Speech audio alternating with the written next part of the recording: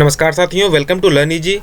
Geography series का ये 16वां part है। आज के इस पार्ट में हम बात करेंगे झीलों के प्रकार। और इसमें दो टॉपिक हैं, एक झील है और एक मैदान है, जिसमें हम झीलों के प्रकार और मैदानों के प्रकार और इसमें जो भी इम्पोर्टेंट और एग्ज़ाम बेसिस टॉपिक हैं उनको यहाँ पर संकलित किया गया है। अगर आपने हमारे इसके पहले के वीडियो मिस किए हैं तो उन्हें आप हमारे इस वीडियो के डिस्क्रिप्शन में जा कर के ईज़िली देख सकते हैं। और इस वीडियो को ज़्यादा से ज़्यादा लाइक और शेयर करें, जिससे ज़्यादा से ज़्यादा लोग इस वीडियो का लाभ उठा सकें। तो ये पहले बात करते हैं हम झील। आखिर झील है क्या, किस स्ट्रक्चर को झील कहा जाता है? तो झील जो है वो जल का एक स्थिर भाग है। झील जल का एक स्थिर भाग है जो चारों तरफ से स्थल खंडों से घिरा रहता है। मीन्स जो झील है वो जल का वह स्थिर भाग जो चारों तरफ से स्थलों से घिरा होता है, क्या कहलाता है? झील कहलाता है। और झीलों में क्या होता है, झील का जो भूतल होता है उसमें जल भरा होता है। तो जल, सिंपल सी जो इसकी डेफिनेशन बनेगी वो ये होगी कि जल का वह स्थिर भाग जो चारों तरफ से स्थल खंडों से घिरा होता है, झील कहलाता है। सिंपल सी डेफिनेशन है। आगे बात करेंगे, जो झीलें होती हैं वो जो पृथ्वी का भूपटल है उसके किसी भी भाग पर हो सकती हैं। और झीलों की विशेषता ये होती है कि जो झीलें होती हैं वो स्थिर होती हैं और ये भूपटल के, जो पृथ्वी का भूपटल है उसके किसी भी भाग पर झील का निर्माण हो सकता है। झीलें उच्च पर्वतों पर भी मिलती हैं। जो झीलें हैं वो पर्वतों पर भी मिलती हैं, पठारों पर भी मिलती हैं और मैदानों पर भी पाई जाती हैं। उसके अलावा स्थल पर सागर तल से नीचे भी झीलें पाई जाती हैं। तो कहने का मतलब यहाँ पर इस लाइन से ये निकलता है कि झील का जो उद्गम स्थल है वो सिर्फ मैदानी क्षेत्र ही नहीं है। जो झीलें हैं वो पर्वतों पर भी मिल सकती हैं, पठारों पर भी मिलती हैं, मैदानों पर भी पाई जाती हैं। और कुछ झीलें सागर तल से नीचे, हालांकि ये स्थल पर ही होती हैं लेकिन जो इनकी गहराई होती है वो सागर तल से नीचे होती है। जो इनकी उपस्थिति होती है वो सागर तल से नीचे होती है। तो झीलें किसी भी माध्यम में पाई जा सकती हैं, चाहे वो पर्वत हो, पठार हो, मैदान हो या सागर तल से नीचे हो। बात करें अगर हम भारत देश की, तो भारत की जो अधिकांश झीलें हैं उनकी स्थिति उत्तर के पर्वतीय प्रदेश, जो भी उत्तर भारत के पर्वतीय प्रदेश हैं वहाँ पर सबसे अधिक झीलें पाई जाती हैं। अगर हम बात करें देश की अधिकांश झीलों की, तो वो कहाँ पाई जाती हैं? देश की अधिकांश झीलें उत्तर के जो पर्वतीय देश हैं, जो पर्वतीय प्रदेश हैं, जो उत्तर भारत के पर्वतीय प्रदेश हैं वहाँ पर सबसे अधिक झीलें पाई जाती हैं। समुद्र तटीय क्षेत्रों में भी कुछ महत्वपूर्ण झीलें पाई जाती हैं, लेकिन मैदानी भागों में इनकी बहुत ज़्यादा कमी है। जो झीलें हैं उनकी कमी मैदानी भागों में ज़्यादा है। और ये जो स्थिति है ये भारत देश की है। भारत देश में जो अधिकांश हैं वो कहाँ पाई जाती हैं? पर्वतीय प्रदेशों में पाई जाती हैं। वो भी जो उत्तर भारत के पर्वतीय प्रदेश हैं वहाँ पर पाई जाती है। अब हम बात करेंगे झीलों के प्रकार की। झीलें किस किस प्रकार की पाई जाती हैं? इसमें सबसे पहली झील है विवर्तनिक झील। विवर्तनिक झील क्या होती हैं, इनका निर्माण कैसे होता है और इनके क्या एग्जाम्पल्स हैं? और यहीं से एग्ज़ाम में क्वेश्चन यहीं से बनते हैं कि कौन सी झील किस प्रकार की झील है। तो सबसे पहले बात करेंगे हम विवर्तनिक झीलें की। विवर्तनिक झील कैसी होती हैं? भूगर्भिक हलचलों के कारण निर्मित झीलों को विवर्तनिक झीलों के अंतर्गत रखा जाता है। ऐसी झील जिनका निर्माण भूगर्भ में हुई हलचलों के कारण होता है तो ऐसी झील विवर्तनिक झील कहलाती हैं। मतलब जो हमारी पृथ्वी है उसका जो भूगर्भ है, जो पृथ्वी का अंदरूनी भाग है, उसमें जब हलचल होती है तो उस हलचल के कारण जो भी झील का निर्माण होता है तो ऐसी झील विवर्तनिक झील कहलाती है। और भारत में जो इनके एग्जाम्पल्स हैं वो ये हैं, कश्मीर की वूलर झील और कुमायूं हिमालय, जो हिमालय श्रृंखला है उसमें जो कुमायूं में जो झील स्थित है वो झीलें विवर्तनिक प्रकार की झीलें हैं। तो अगर एग्जाम्स में क्वेश्चन ये पूछते हैं कि वूलर झील, जो कश्मीर की वूलर झील है वो किस प्रकार की झील है, तो जो वूलर झील है वो विवर्तनिक टाइप की झील है, जो इस झील का प्रकार है वो कैसा है, विवर्तनिक झील है। उसके अलावा हिमालय का जो कुमायूं क्षेत्र है वहाँ पर जो भी झीलें स्थित हैं वो भी विवर्तनिक प्रकार की झील हैं। नेक्स्ट है क्रेटर झील या ज्वालामुखी क्रिया से निर्मित झील। इसके नाम से ही पता चल रहा है कि ऐसी झीलों का निर्माण ज्वालामुखी क्रिया से उत्पन्न हुआ होगा।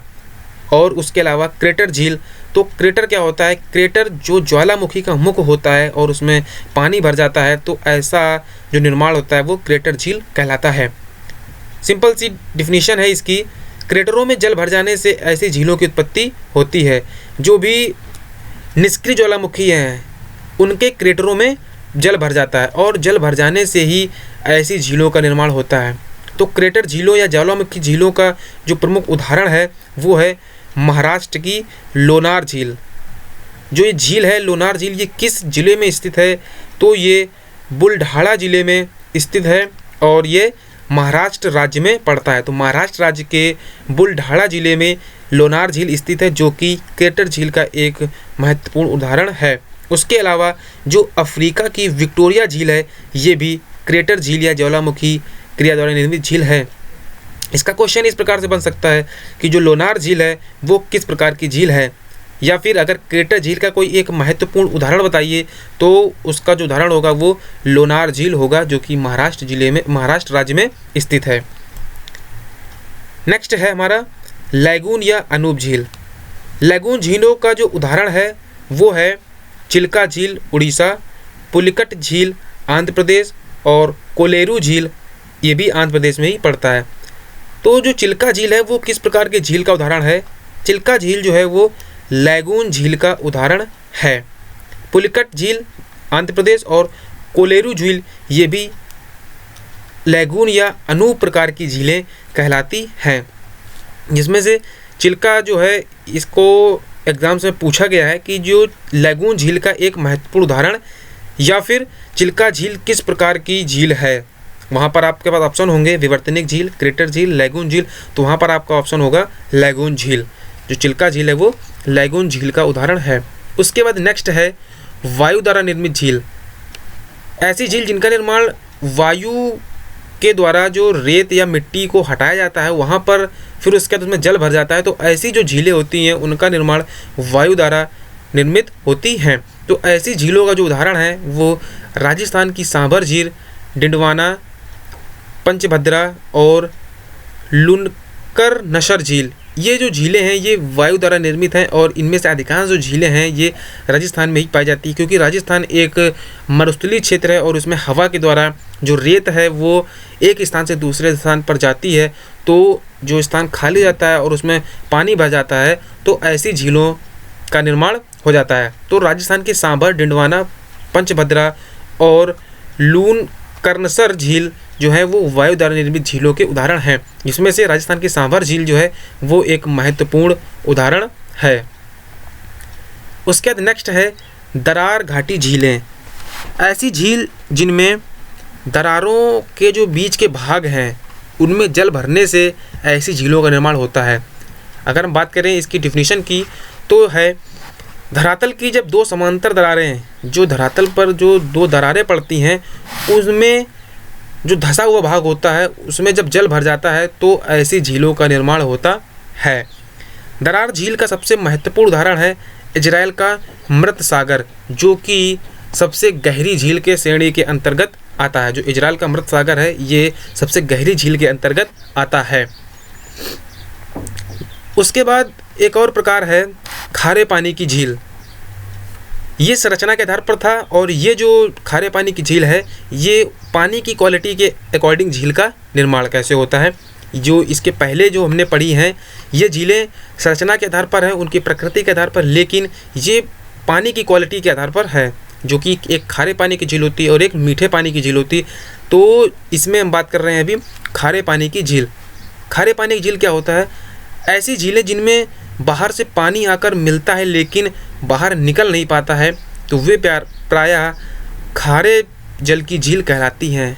ऐसा इसलिए होता है क्योंकि इन झीलों में जो खारे पानी की झील है इसमें पानी बाहर से तो आता है लेकिन इसमें पानी बाहर नहीं निकल पाता है, और वाष्पीकरण के द्वारा पानी तो उड़ जाता है लेकिन उसमें जो लवण होते हैं, जो उसमें साल्टनेस होती है, वो वहीं पर ठहर जाती है। और इस प्रकार से ऐसी झीलों का, जो खारे पानी की झील है, इनके जो साल्टनेस है, जो उसकी लवणता है, वो बढ़ती जाती है। तो जिन झीलों से पानी निकासी नहीं हो पाती और उसमें पानी आने का साधन होता है लेकिन निकलने का साधन नहीं होता है, तो ऐसी झीलें खारे पानी की झील कहलाती हैं। इसका सबसे जो महत्वपूर्ण उदाहरण है वो है कैस्पियन सागर। जो कैस्पियन सागर है वो विश्व की सबसे बड़ी खारे पानी की झील है, और ये सबसे बड़ी झील भी है। अगर हम इसको दोनों कंडीशन मिले तो सबसे बड़ी झील भी है और खारे पानी की भी सबसे बड़ी झील कैस्पियन सागर ही है। तो यहाँ पर पता चला कैसे खारे पानी झील का निर्माण होता है। अब हम बात करेंगे झीलों से संबंधित महत्वपूर्ण तथ्य। कुछ ऐसे तथ्य जो झीलों से संबंधित हैं और बहुत ही महत्वपूर्ण हैं।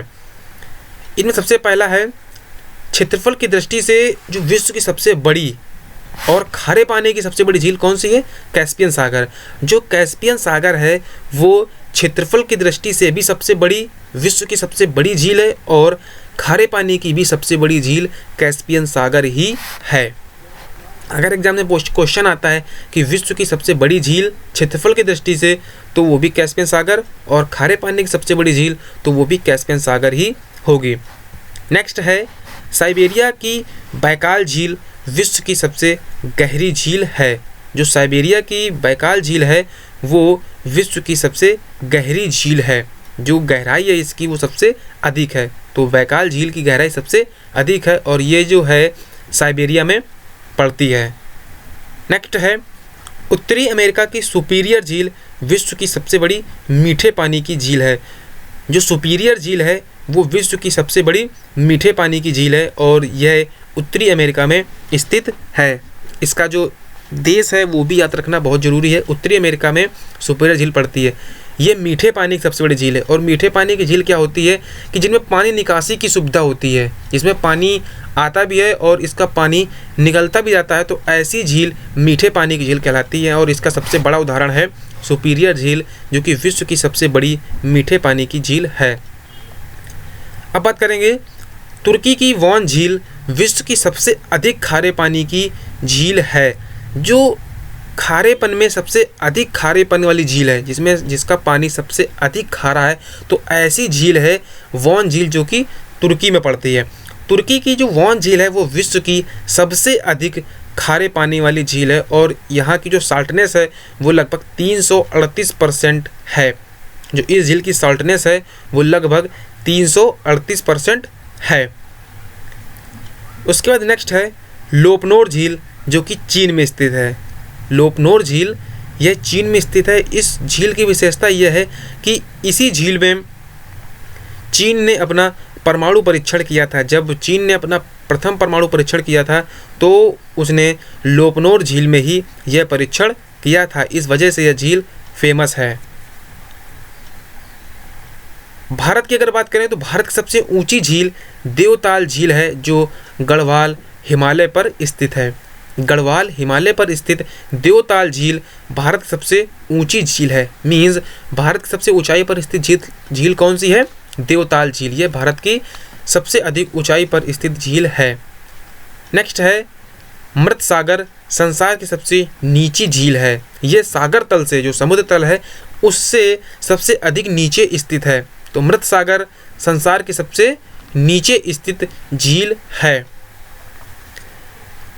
नेक्स्ट है सबसे अधिक ऊंचाई पर स्थित झील। अगर हम बात करें विश्व में सबसे अधिक ऊंचाई पर जो झील स्थित है वो है टिटिकाका झील। जो टिटिकाका झील है वो विश्व में सबसे अधिक ऊंचाई पर स्थित झील है।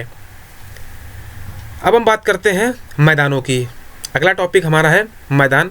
मैदान क्या होते हैं और कुछ स्पेशल मैदानों के प्रकार। मैदान क्या है? धरातल पर मिलने वाले अपेक्षाकृत समतल होने चाहिए और न्यून ढलान वाले जो क्षेत्र होते हैं वो हमारे मैदान कहलाते हैं। सिंपल डेफिनेशन ये है कि धरातल पर जो भी मिलने वाले समतल और न्यून ढाल वाले क्षेत्र हैं वो मैदान कहलाते हैं। मैदानों की विशेषता ये है कि ये समतल होते हैं और इनमें जो ढाल होती है वो न्यून होती है। उसके अलावा इनकी एक क्वालिटी ये है कि इस क्षेत्र में जो मैदानी क्षेत्र होते हैं यहाँ पर आने पर नदियों की जो बहाव स्पीड है, जो उनका बहाव है वो कम हो जाता है, क्योंकि यहाँ पर ढाल कम होती है। इस वजह से मैदानी क्षेत्रों में जो नदियाँ हैं वहाँ पर उनका जो वेग होता है, नदियों का प्रवाह होता है वो धीमा हो जाता है। पृथ्वी के कुल क्षेत्रफल का 41% भाग पर मैदान फैला हुआ है। अगर हम बात करें मैदानों की तो पृथ्वी का जो कुल क्षेत्रफल है उसका 41% भाग पर मैदान फैला हुआ है। तो जो मैदान का जो परसेंटेज है वो लगभग 41% है। 41% भाग पर मैदान फैले हुए हैं। कुछ मैदान ऐसे हैं जो समुद्र तल से नीचे भी हो सकते हैं, लेकिन इन कंडीशन को फॉलो करते हैं कि वहाँ पर समतल और जो ढाल है वो एकदम न्यून होती है। तो समुद्र तल से नीचे जो मैदान है उनका जो प्रमुख उदाहरण है वो नीदरलैंड का मैदान। जो नीदरलैंड का मैदान है वो समुद्र तल से नीचे स्थित मैदान है, लेकिन वो पहले वाली कंडीशन को फॉलो करता है, मीन्स वो समतल और न्यून ढाल वाले होते हैं। कुछ पठार ऐसे हैं, कुछ मैदान ऐसे हैं जो पठारों से भी ऊंचे हो सकते हैं। जैसा कि हम जानते हैं पठार जो है, कुछ पठार ऐसे हैं जो पर्वतों से ऊंचे होते हैं, लेकिन कुछ मैदान ऐसे हैं जो उन पठारों से भी ऊंचे हो सकते हैं। जैसे इसका जो सबसे महत्वपूर्ण एग्जांपल है वो है मिसिसिपी का पठार, जो कि मिसिसिपी का मैदान जो कि आपलेशियन पठार से भी ऊंचा है।